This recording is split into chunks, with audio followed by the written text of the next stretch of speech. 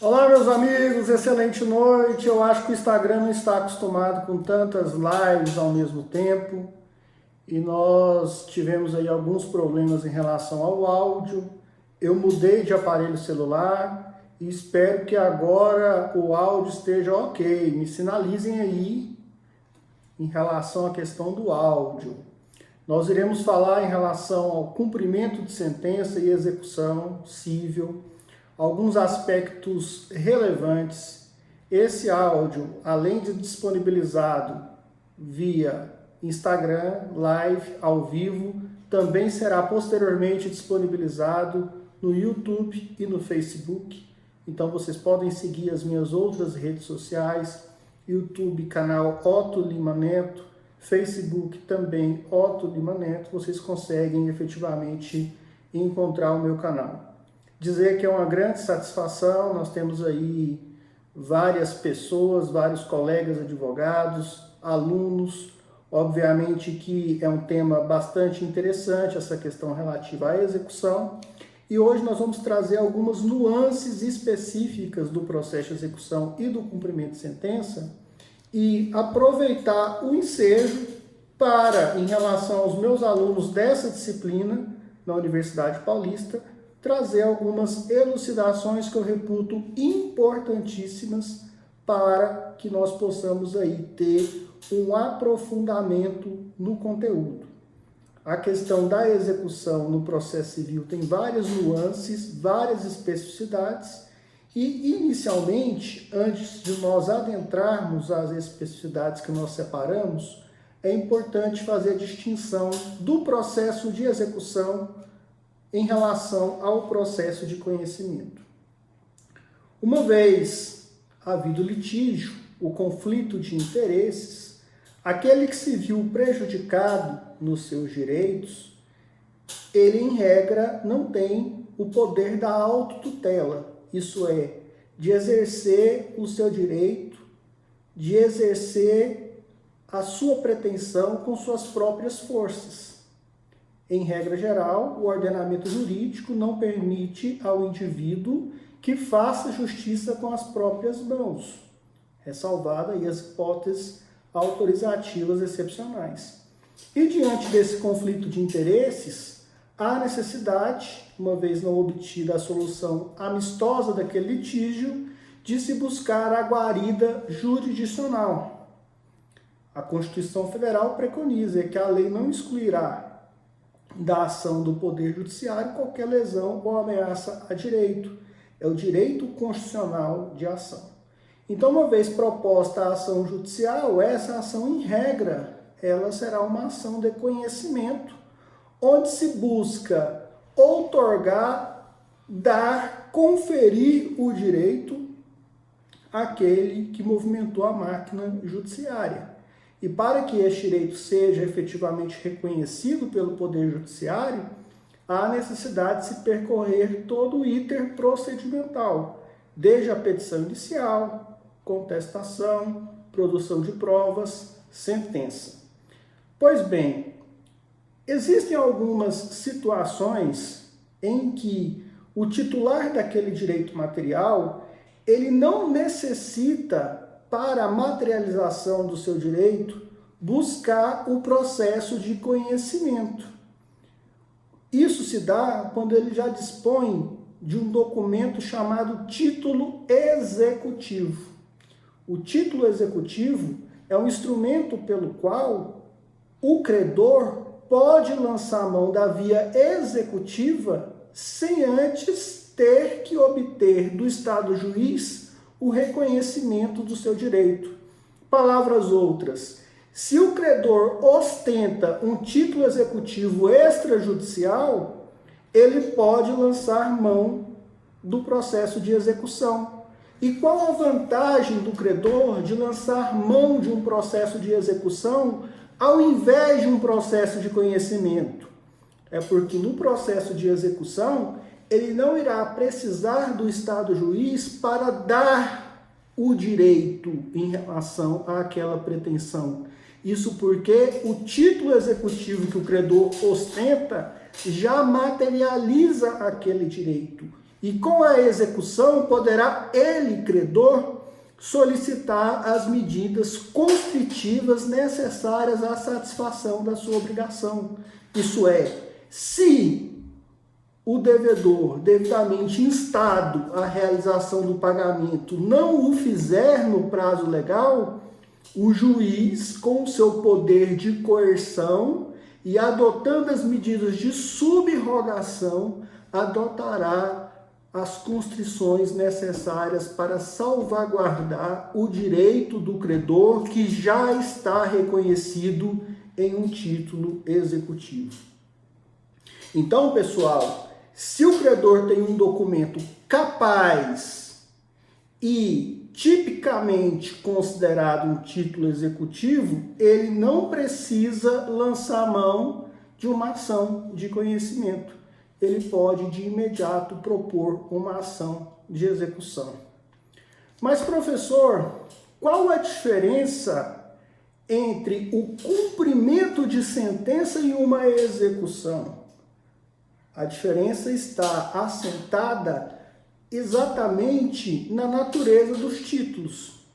Enquanto na execução nós temos um título de natureza extrajudicial, no cumprimento de sentença, nós temos um título judicial. E tendo um título judicial, nós não temos uma execução propriamente dita. Nós temos um cumprimento de sentença. E o cumprimento de sentença, em se tratando de título executivo judicial, ele se dá nos próprios autos da ação de conhecimento, como um desdobramento da relação jurídica processual primitiva. Palavras outras, pessoal, vamos simplificar essa questão. O credor tem um título executivo extrajudicial. O que ele pode fazer? Ele pode lançar mão de uma execução extrajudicial. Ou seja, ele vai requerer ao Estado juiz que o executado seja citado para pagar sob pena de penhoras. O credor tem um direito, porém não ostenta ele, credor, um título executivo. Como que ele irá buscar esse direito judicialmente? Ele deverá provocar o judiciário via uma ação de conhecimento.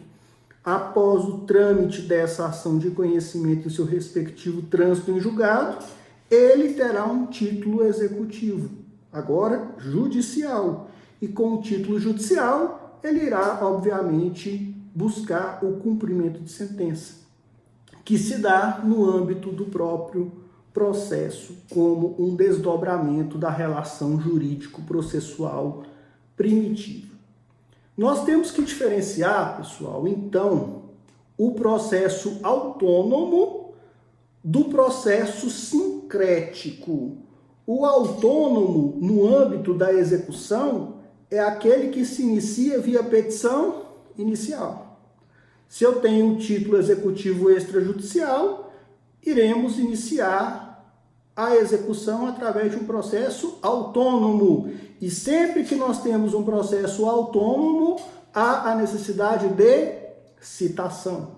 O executado deve ser citado, porque há um processo autônomo.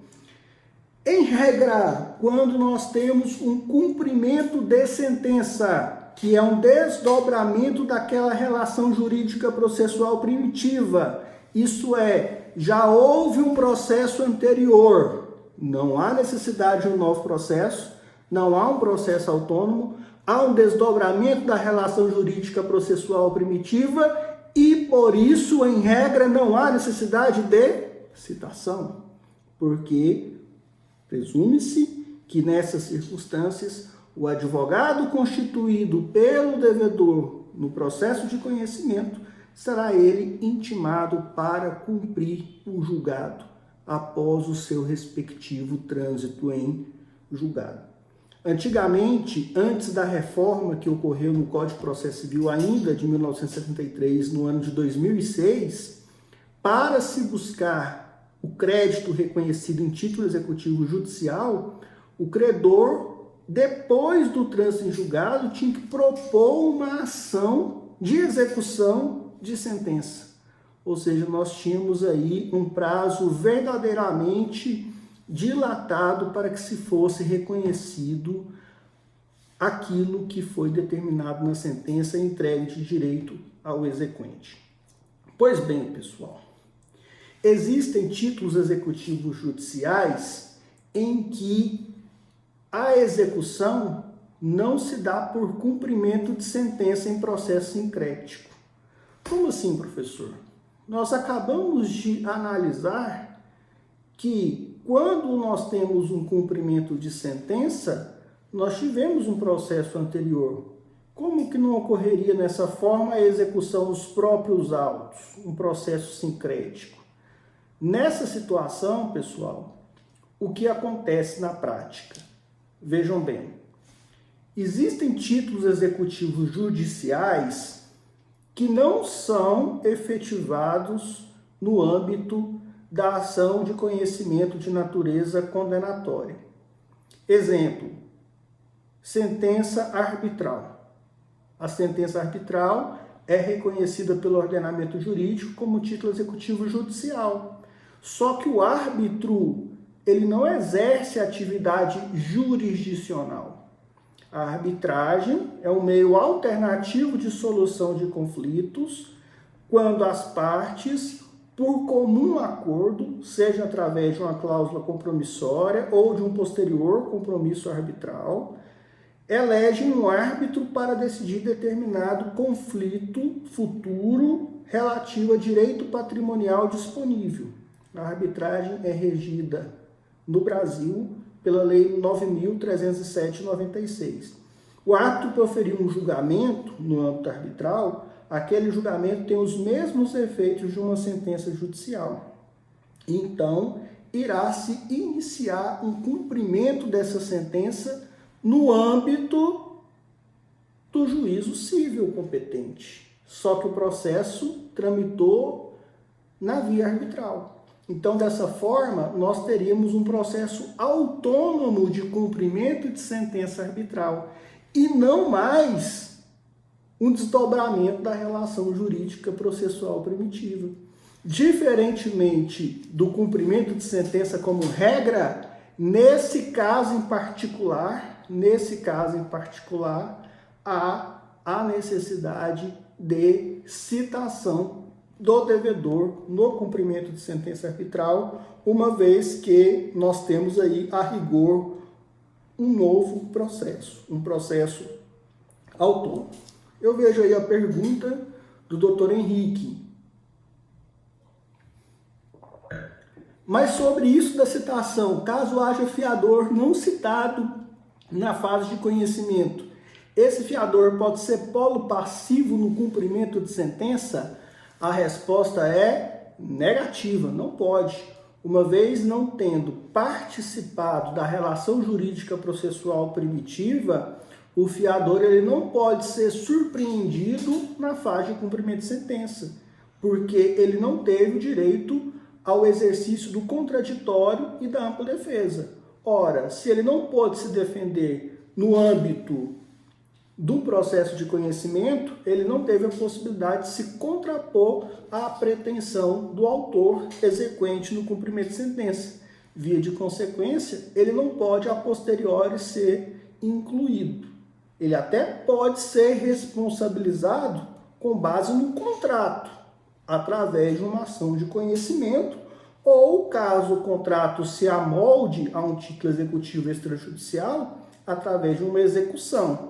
Mas ele não pode ser incluído num cumprimento de sentença em um processo em que ele não figurou anteriormente como parte e, via de consequência, não teve a possibilidade de se defender.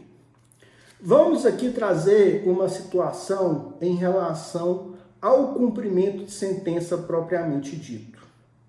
Uma vez transitada em julgado a sentença, cumprimento de sentença se dá por iniciativa do credor. O juiz não pode, de ofício, ingressar e determinar medidas necessárias ao cumprimento de sentença. O credor requer o cumprimento de sentença.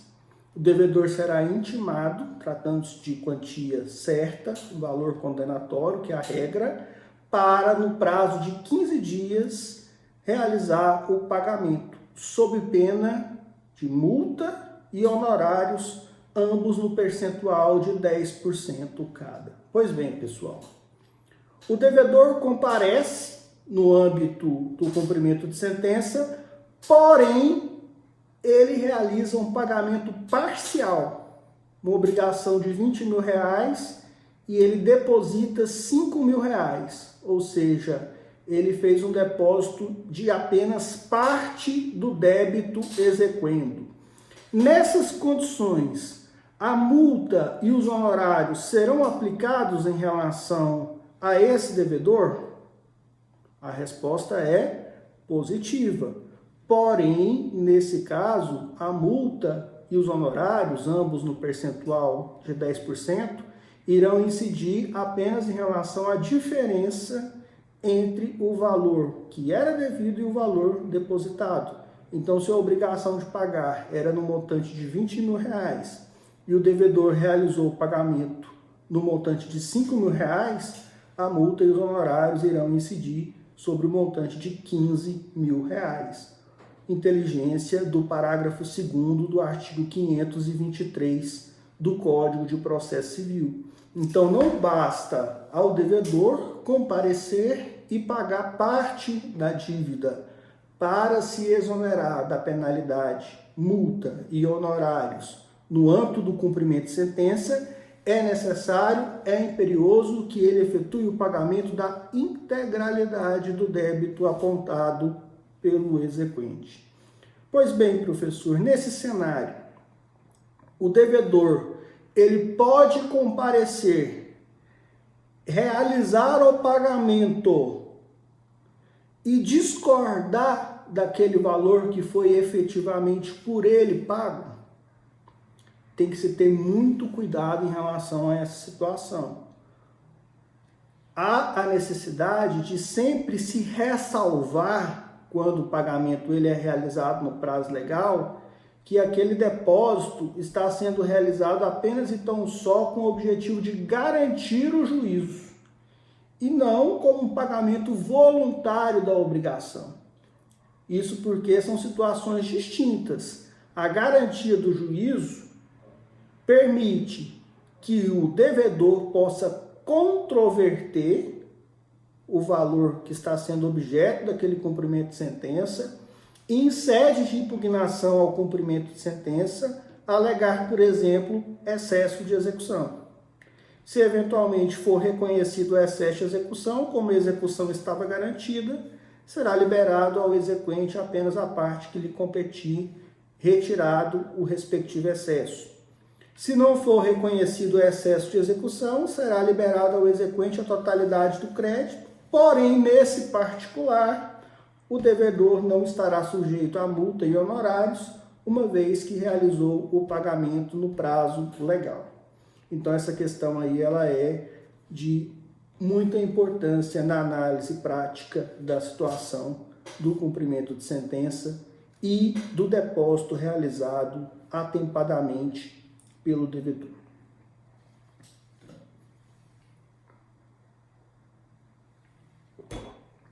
Outro ponto importante, pessoal, sentença arbitral, como nós falamos agora há pouco. A sentença arbitral ela é um título executivo judicial.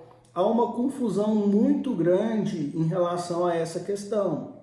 O fato de a sentença arbitral não ser exarada por um juiz togado, por um juiz de direito, não afasta a sua natureza de título executivo judicial, que assim o é tanto pela Lei 9.307 de 96, como pelo Código de Processo Civil.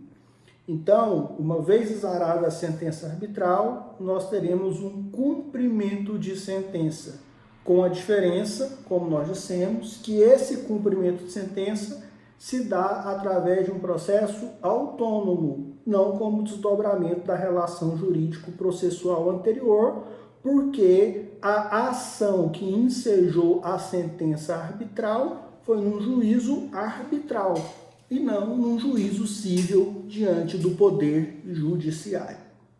Ainda para aproveitar a deixa, desses títulos executivos judiciais que ensejam uma ação autônoma e não um desdobramento da relação jurídica processual primitiva, nós temos mais duas hipóteses. Quais são elas? Sentença penal condenatória transitada em julgado e também a sentença estrangeira homologada pelo Superior Tribunal de Justiça. Pois bem, pessoal, sentença penal condenatória transitada em julgado. Esse título foi formado no âmbito do processo criminal. Ou seja, o réu que praticou um ilícito criminal, que por óbvio produz efeitos no âmbito civil, nessas condições ele foi condenado e a sentença criminal ela fará coisa julgada no civil. Então basta o titular do direito ingressar com o cumprimento de sentença. E por que esse cumprimento de sentença ele é autônomo? Ele não é um desdobramento da relação jurídico-processual primitiva.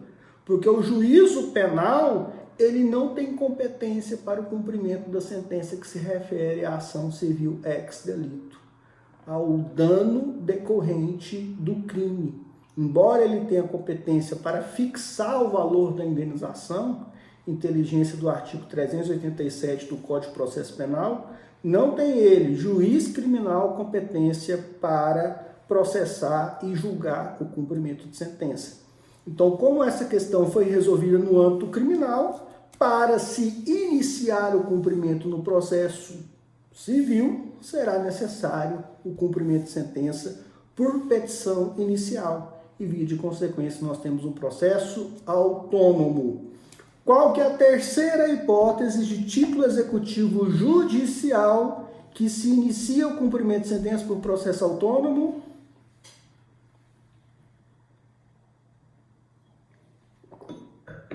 Sentença estrangeira homologada pelo Superior Tribunal de Justiça.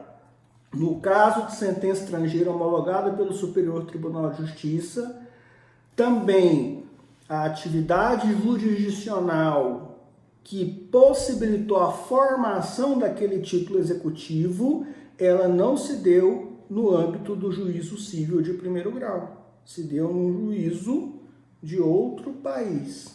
Foi homologado pelo Superior Tribunal de Justiça, que é o órgão jurisdicional que ostenta competência para homologação de sentença estrangeira, e via de consequência, essa sentença estrangeira será como título executivo judicial que é dado início através de uma petição inicial por processo autônomo.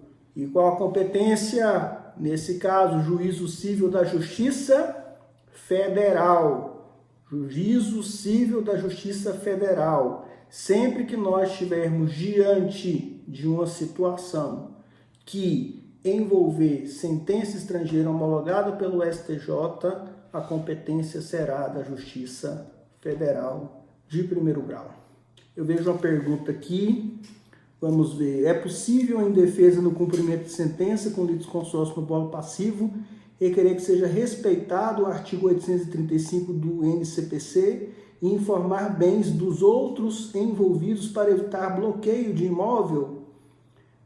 O artigo 835 é o que fala da questão da fiança, não estou com o CPC aberto aqui, mas se for a situação da fiança, o que nós temos na prática? Tratando-se de uma execução no qual se tem mais de um executado e via de consequência um litisconsórcio passivo, se o fiador ele não tiver renunciado ao benefício de ordem que é previsto na legislação civil referente à fiança, ele pode, por óbvio, nessas condições, indicar os bens do devedor, outro afiançado, a fim de que sejam escutidos primeiramente os bens dele em detrimento dos seus.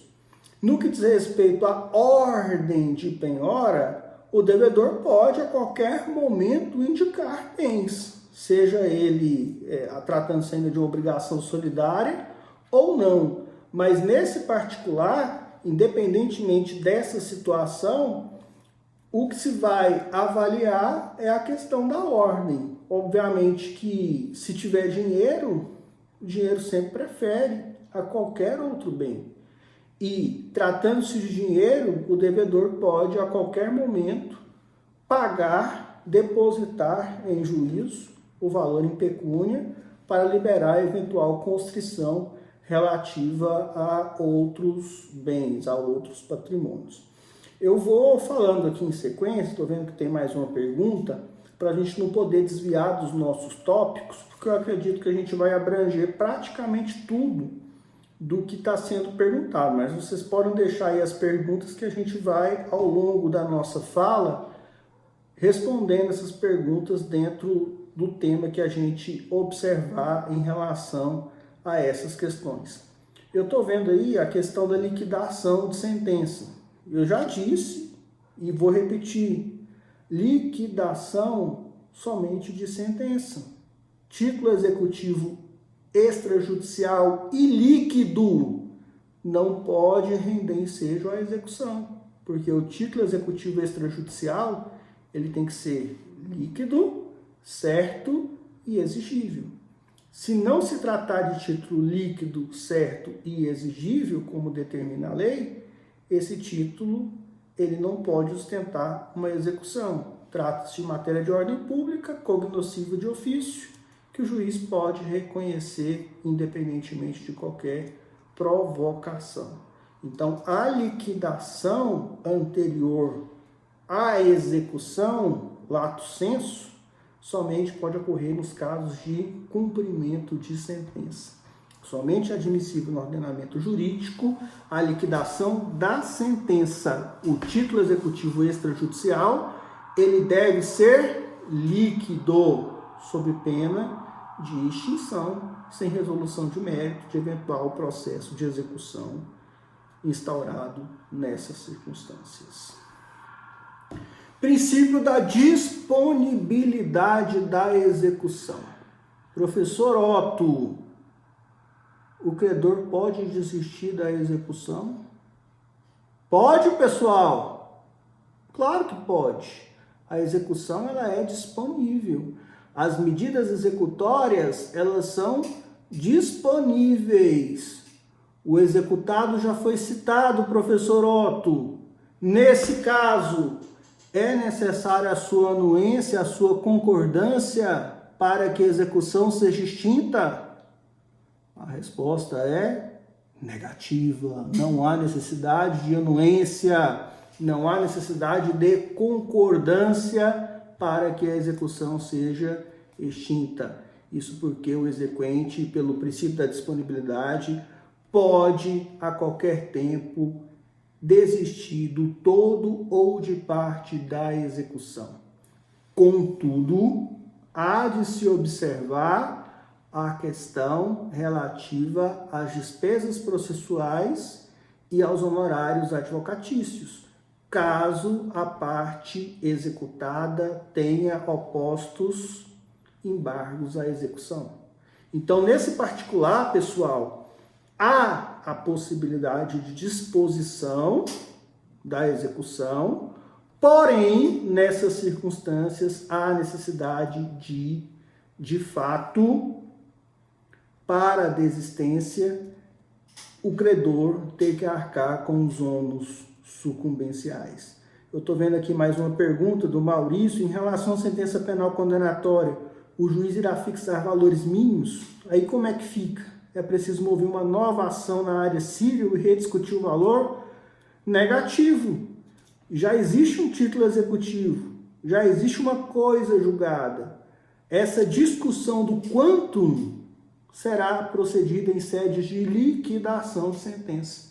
Então, será feita a liquidação da sentença penal condenatória no juízo civil para apurar se aquele quantum que foi determinado pelo magistrado penal, ele é suficiente para reparar o dano experimentado pela vítima, pelos sucessores da vítima ou pelos representantes legais da vítima. Não há necessidade de ação de conhecimento. Há apenas, nesse particular, a liquidação de sentença. Boa pergunta, Maurício. Em cima. Pois bem, pessoal. Título executivo judicial. Cumprimento de sentença. Título executivo extrajudicial. Execução. O credor ostenta um título executivo extrajudicial. Ele pode ingressar com a ação de conhecimento. Ele pode, ao invés de propor uma execução por título executivo extrajudicial, que ele já tem, ingressar com a ação de conhecimento. Até a edição do atual Código de Processo Civil, a jurisprudência era maciça no sentido de que faltava interesse processual ao credor, que já ostentando um título executivo, ainda que extrajudicial, ingressasse com uma ação de conhecimento. Porque na prática, ele iria obter aquilo que ele já tinha, ou seja, um título executivo, agora com feição judicial. No entanto, pessoal, a partir do novo Código de Processo Civil, foi positivado a determinação no sentido de que o credor ele pode preferir obter um título executivo judicial. Então, tem um cheque, uma ordem de pagamento à vista, o cheque foi devolvido sem fundos, está dentro do prazo de prescrição, é aquele cheque mesmo que vocês estão pensando, mas eu não vou deixar gravado aqui, é aquele mesmo, sem fundos, o credor recebeu, foi depositado, foi devolvido. Nesse caso, pessoal, ele pode lançar a mão da execução, mas também pode lançar a mão de uma ação de conhecimento. Buscando o quê? Buscando obter um título executivo judicial. Qual que é a vantagem no título executivo judicial de um extrajudicial? É que houve aqui nesse particular do título executivo judicial um reconhecimento já por parte do judiciário que só pode ser modificado por eventual ação rescisória. Então, nessas circunstâncias, o credor tem a possibilidade, tem interesse processual de movimentar a máquina judiciária para buscar um título executivo judicial, mesmo já ostentando um título executivo extrajudicial. Outro tema importante, pessoal. Existe uma ação judicial, um processo de conhecimento discutindo a validade do título. Exemplo, pessoal. O devedor ingressou com uma ação para que fosse reconhecida a nulidade de uma nota promissória, alegando, para tanto, que a assinatura produzida na nota promissória é falsa. Concomitantemente a isso, existe um outro processo no qual essa nota promissória é objeto de uma execução. Nós sabemos que a nota promissória é um título executivo extrajudicial. Então, o credor da nota promissória propôs uma ação de execução daquele título executivo extrajudicial e o devedor, lá do outro, opôs uma ação de conhecimento aduzindo a nulidade daquela nota promissória para que o Estado juiz declarasse a nulidade daquele documento, uma vez que a assinatura aposta naquele título é falsificada, não lhe pertence. Nesse caso, há, obviamente, aí uma conexão. Esses processos devem tramitar conjuntamente. Aí vem a pergunta, professor Otto, nesse caso em particular, a ação de conhecimento suspende a execução? A resposta é positiva ou negativa? Depende de quê? Se o autor da ação de conhecimento, devedor na execução, postular uma tutela de urgência, objetivando a suspensão dos efeitos do título, há a possibilidade dessa suspensão, obviamente, interferir no processo de execução. Se não, pessoal, o processo de execução irá tramitar regularmente. Embora haja uma conexão, o processo de execução irá tramitar regularmente, inclusive com penhora de bens. Mas, professor, o credor recebeu tudo que ele tinha direito. E depois, na ação de conhecimento, o que aconteceu? Foi produzida uma perícia e ficou constatada que, de fato, a assinatura era falsificada. E o juiz anulou aquela nota promissória. O que vai acontecer, pessoal, numa situação dessa? A nota promissória que deu causa a uma execução, que ensejou penhora, que ensejou o recebimento do crédito total pelo credor, foi anulada pelo juiz em razão da falsificação de uma assinatura. Que nós dissemos para os senhores. A responsabilidade do exequente, ela é objetiva, independente de dolo ou culpa. O Código Civil disciplina no seu artigo 927. Haverá a obrigação de reparar o dano independentemente de culpa, nos casos especificados em lei ou quando a atividade normalmente desenvolvida pelo autor do dano implicar por sua própria natureza riscos para os direitos de outrem. Nesse caso em particular, sendo a responsabilidade objetiva por parte do credor, ele irá responder civilmente por danos materiais, por danos morais, nos mesmos autos processuais. Essa responsabilidade vai ser apurada nos próprios autos da execução onde ele recebeu. Ele terá que devolver a quantia, ele terá que indenizar o devedor por todos os prejuízos experimentados, além do que, evidentemente nesse caso, me parece ser a hipótese de dano moral indenizável. Esses danos morais também podem ser postulados no bojo da própria execução, sendo desnecessário que o devedor que teve o reconhecimento em uma outra ação de nulidade do título ingresse com a ação de conhecimento para poder fazer valer o seu direito ao ressarcimento. Nós temos aí uma facilitação. Então, pessoal, muito cuidado, muito cuidado. O que nós, operadores do direito, devemos antever e verificar antes de dar início a uma execução, notadamente a uma execução por título executivo extrajudicial. Nós temos que averiguar a rigidez do título, se de fato aquele título realmente, naquelas circunstâncias, preenche os requisitos legais. Aí eu vejo aí a pergunta da Elisiane. Falsificação de assinatura de contrato. Comprovar no decorrer do cumprimento de sentença arbitral. Passados prazos de defesa, como fica? Essa é uma pergunta muito interessante, muito boa. Parabéns pela pergunta. Vamos lá, pessoal. Existe um cumprimento de sentença arbitral. Naquela sentença arbitral, ela foi exarada com base em um contrato que foi reconhecido, e esse contrato, embora tenha sido causa da sentença arbitral, foi reconhecido uma falsificação de assinatura naquele documento.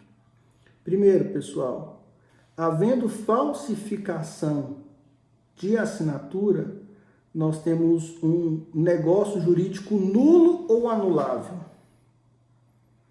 Houve nessa situação um negócio jurídico nulo.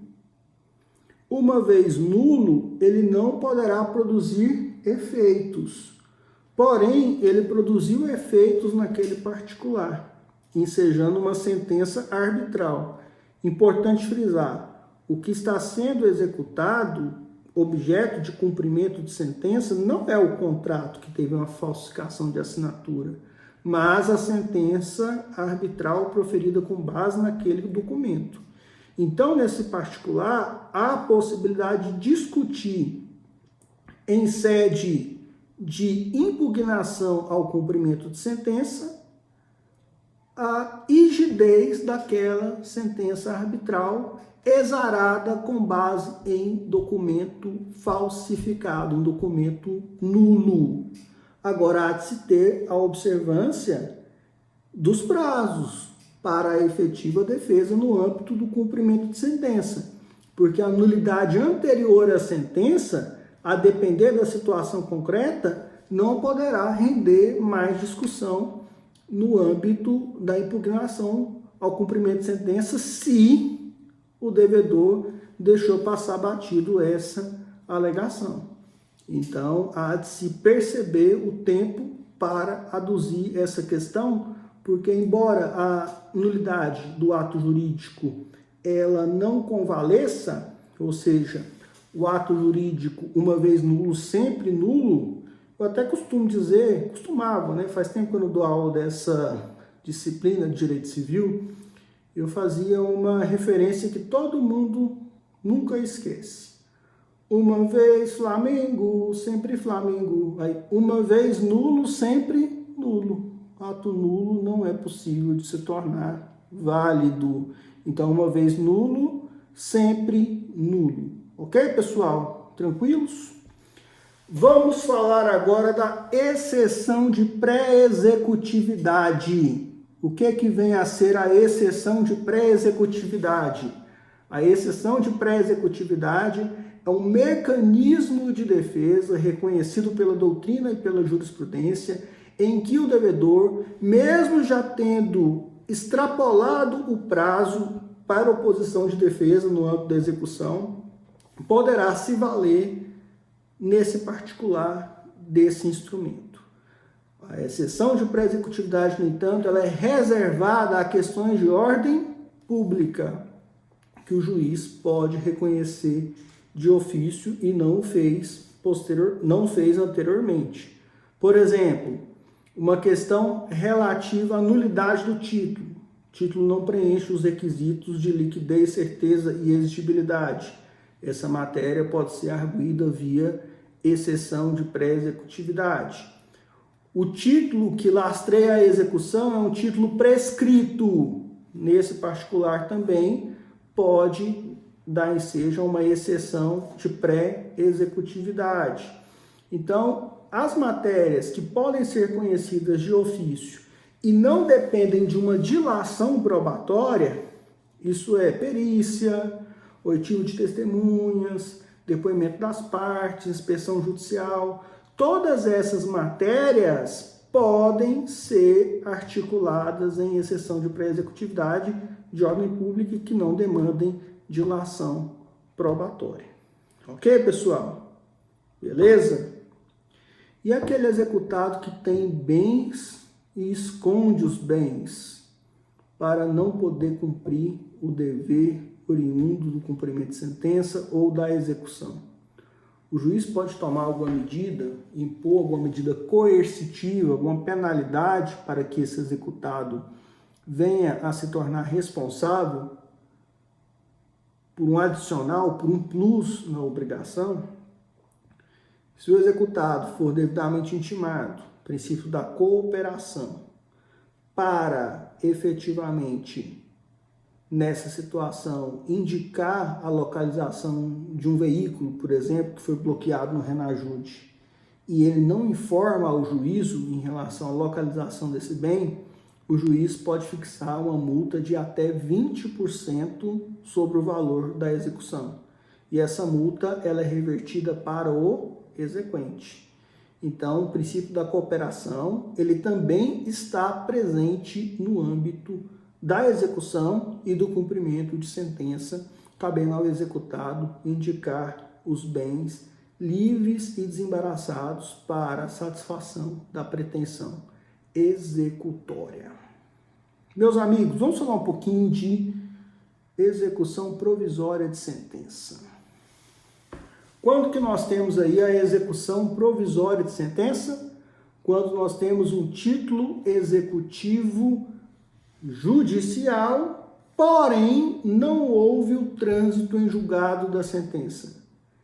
Existe um recurso não dotado de efeito suspensivo, ou seja, o recurso apenas com efeito devolutivo, pendente de julgamento. Nesse caso, pessoal, nessa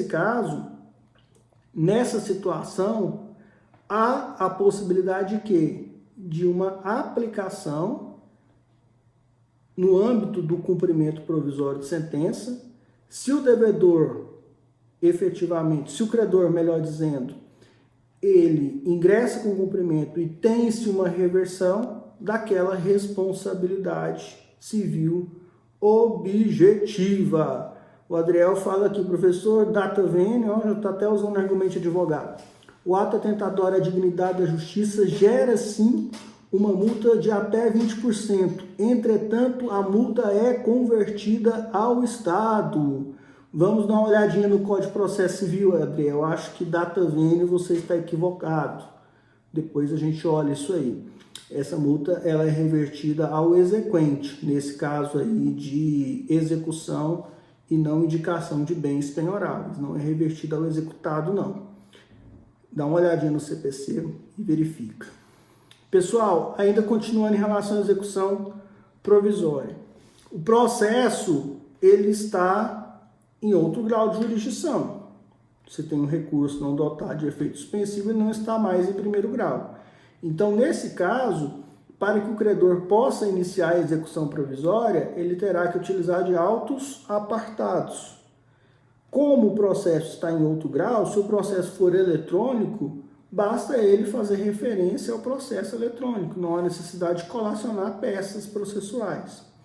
No âmbito do cumprimento provisório de sentença, vão se aplicar todas as regras pertinentes à multa e honorários, ou seja, se não houver o pagamento de 10% no prazo de 15 dias da intimação do advogado, incidirá a multa e honorários ambos no percentual de 10%.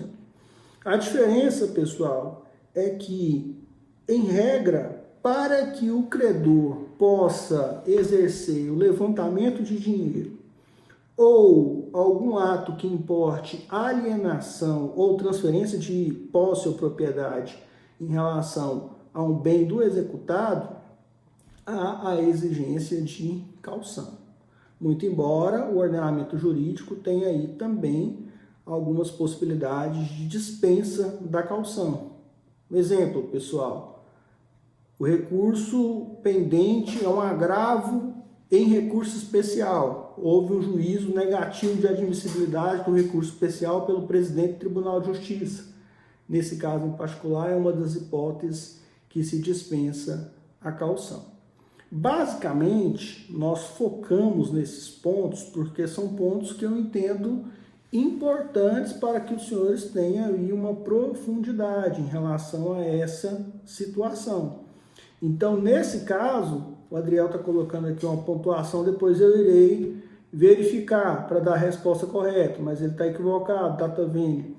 Nessa situação, pessoal, há a necessidade de prestação de caução em regra, porém, há algumas hipóteses aí que o ordenamento jurídico dispensa essa situação.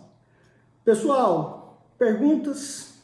Vou dar uns minutos para que vocês possam fazer algumas perguntas sobre os temas que nós expusemos, a fim de que a gente possa efetivamente falar com os senhores em relação a essas questões e responder alguma outra dúvida. Se vocês quiserem deixar alguma pergunta, vamos perguntar, porque eu estou aqui para responder e vamos fazê-lo. Vamos lá. Primeira pergunta. E quando na sentença já tem a condenação ao pagamento de honorários, na execução caberá honorários de honorários? Sim, o advogado ganha na ação de conhecimento e no cumprimento de sentença. Você corrigiu aí muito bem. Ganha tanto na ação de conhecimento como no cumprimento de sentença. Não há de se falar em bis in idem, porque o trabalho do advogado que ele é realizado na fase de cumprimento de sentença, ele é diferente daquele que foi realizado na fase de conhecimento.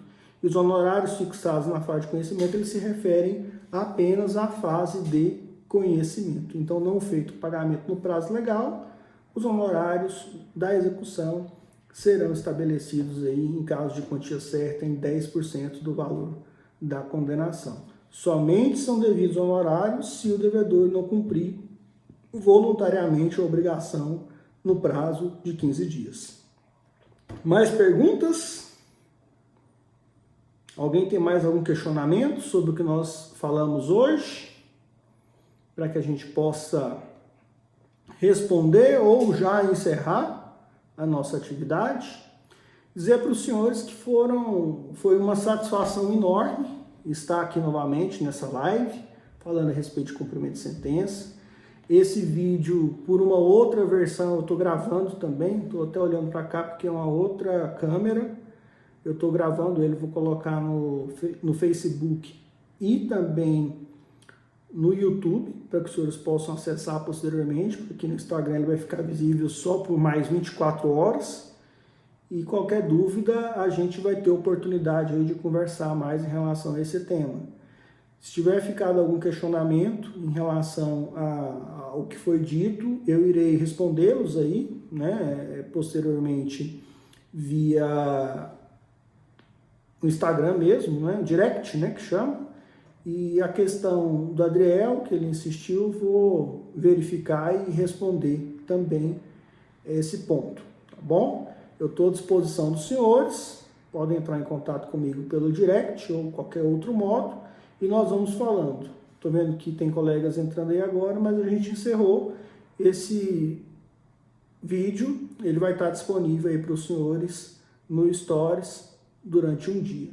Muito obrigado pela atenção, um excelente final de semana a todos e até a próxima.